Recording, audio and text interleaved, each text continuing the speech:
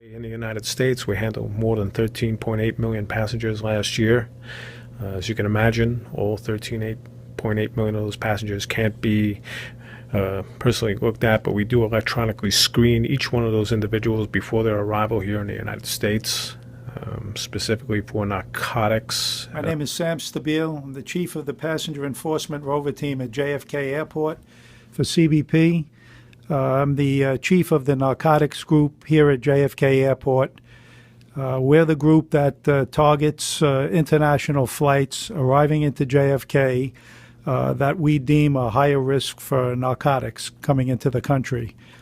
A number of individuals were stopped, questioned, and brought to a secondary area where suitcases and the contents of luggage was examined. There were a number of individuals that were brought into a search room for a pat-down search to determine if there was anything on their body or the possibility of anything being smuggled internally. Nothing was intercepted during our time out there on the floor, but this is just an example of what these officers do on a daily basis on a number of flights from different parts of the world that we determine are part of the threat assessment of flights coming into JFK Airport. Well, guys, I have a funny story to tell you. I'm currently in Fort Lauderdale, so on my way out of the plane, coming when we landed in Fort Lauderdale, I was coming down. I was just about to come down the escalator when I saw a young lady standing at the top of the escalator, and so I stopped and put my passport inside my bag, but there was an officer there. When I was coming, I saw him, so I didn't pay him any mind. So I passed the girl, went down the escalator, and she came down after me, and then he came down right behind her. So on my way, making my way to the next checkpoint, I didn't see her, so I saw the officer. He passed. You know, they can reach at the checkpoint faster than you. So he was at the checkpoint. So when I went to the checkpoint now,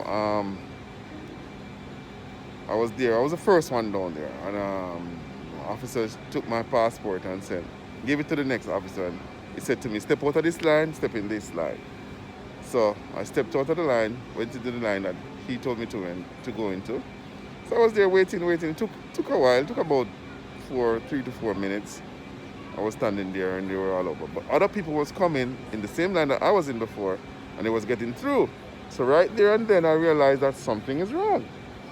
So I was standing there, and then the girl that was at the top of the escalator when I was coming down, I saw she coming down with 2 other girls and the next guy. So they stopped all, it'll be 4 of them, put them in the line that I was. They put them in the line that I was, so we're the only 5 person in that line. Okay. So they came, took me out of the line and started questioning me.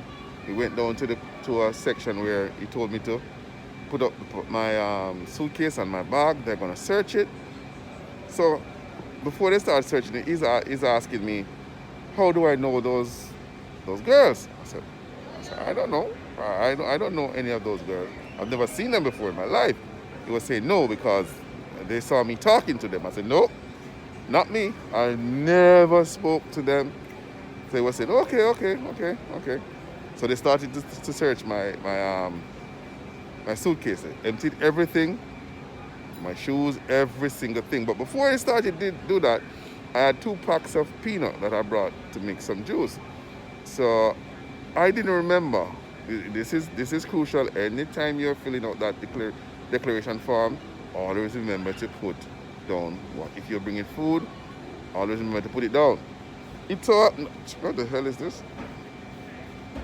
It so happened that I didn't remember to put down the peanut. He asked me who packed the bag. I told him me. Is there anything in there that he should know about? Anything illegal? I said no. Is there any food in there? I said no. Boom! He opened the bags. The first thing he took out was the peanut. He said, what is this? I said, oh my God. I said, you know what? Honestly, I did not remember that the peanut was in there. I did not remember that it was in there, and he was saying, this is how people get into trouble. Because you wrote on your declaration that you don't have any food stuff, and when you search, there's food stuff. Okay. All right. He said, well, then fine. It's peanuts. It's no big thing. And he started questioning me again. There was an ex-officer that came over and started questioning me, how do I know these girls? I said, I don't know them. I've never seen them before in my life. So I don't know where you get that information that I know. He said, okay. All right. They took everything out of the bag, searched it. I had 2 bags, so everything. So they started asking me, who am I coming to the United States to see? And I told him my spouse, and he's saying, how long was I here when was I here the last time? I told him last year. And how long was I there for? I told him 4 months. So he's saying, so what do I do for work? I said, I have my own business. I have my own cinder block business. So he's saying, if I have any proof to show him that, I have that business. He asked me to write down the name. I write down the name. I saw him went on the computer. I don't know if he looked it up. But you know what's funny? Before I left, it was yesterday. Before I left yesterday. No, sorry. It was yesterday. I said to I was packing some papers away, and I saw the business certificate. I said, you know what? I'm going to take a photo of this business certificate. And it just slipped me to take a picture of it. So I didn't have a picture of it in my phone. Okay, I went ahead. But so luckily, the day before that, I was cleaning and I saw one of my old business cards. So, excuse me. I saw one of my old business cards and I took it up and put it in my wallet. So when he asked me if I have anything to prove to him that I have a business, I went on the phone because I instantly I thought I had a picture of my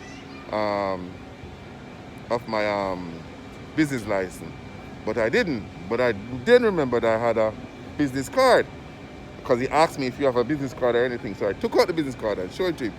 But initially I told him that's one of the old business cards. The company has a new name now, so it's that's just an old business card that I was keeping for souvenir. And he was saying, okay, so he went ahead and did what they did. So when they came back now, the other one was searching the suitcase. Took out the clothes out of the suitcase. He went away with the suitcase and came back. Then I heard the man say, oh, this compartment in the suitcase look suspicious. Oh, God. You know what? Even though you know that you are not doing anything wrong, it just made my heart drop when he said it. And he took a screwdriver thing and punched the frame. And there was nothing. And they said, okay. So then they said, okay, they have to take me to the room to a room to search me. I said, okay, fine. It's your job. Do your job. And they took me to the room. Well, I've seen this in Custom and Border Patrol on Netflix. And it's funny to see it happen to me. He took me to the room. They took me to the room. And they told me to spread my arms, put my head on the wall, spread my legs. So they're going to search me. I said, go ahead, search. And they searched everything. No cavity search. No cavity search. So they searched me. Then they told me to take off my shoes and sit on my hands.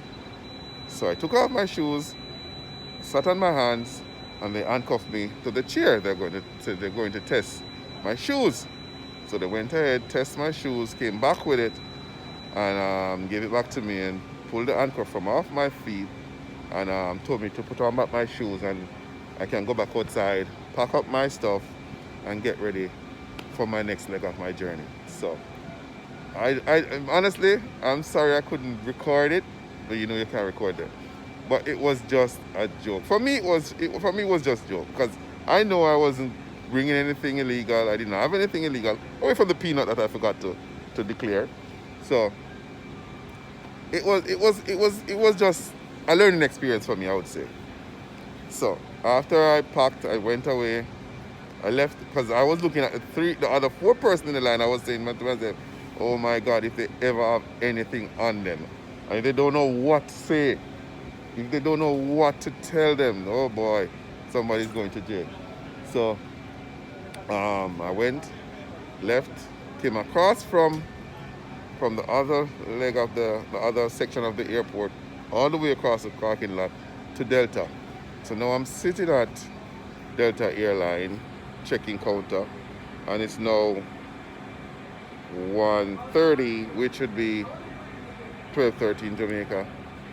So I'm just waiting now to get check on, which will be about 3 o'clock. I think I have about an hour and a half. What? Hour and a half?